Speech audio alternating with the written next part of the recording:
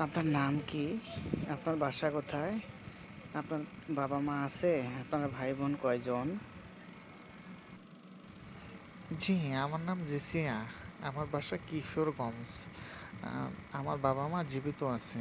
আর আমরা 10 বোন, 2 ভাই। আপনার বিষয়ে জানতে পারি? আপনি কি করেন? আপনার পড়াশোনা কত দূর? আপনার কে কে আছে?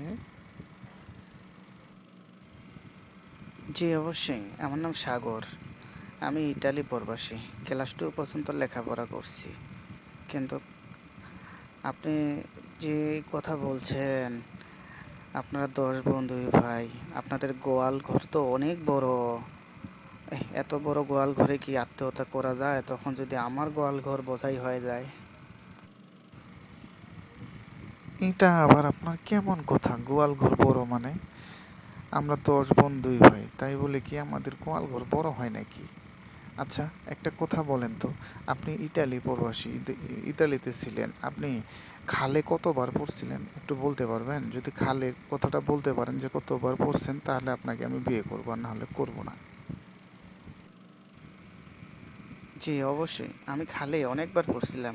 আমার জীবনে কত খালে যে পড়ছি তার কোনো হিসেব নেই। আহারে, আপনি তো বিয়ের পরে একটা খাল দিয়ে আপনার হবে না, আপনি অনেকবার খালে পড়ছেন আর বলছেন আমাদের গোয়াল ঘর বড়। আপনি একটা লম্পট ইতর লুচ্চা কথাকার। আপনাকে আমি বিয়ে করবো না। আপনি থাকেন আপনার রেস্টুরেন্টে, আমি গেলাম। বাই।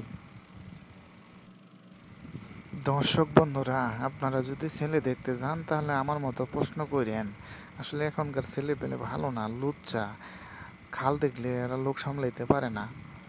এরা মেয়ে দেখতে আসলে অনেক রকম বিরক্ত করে। আপনারা এদের থেকে দূরে থাকবেন আর জাস্টিফাই করে বিয়ে করবেন।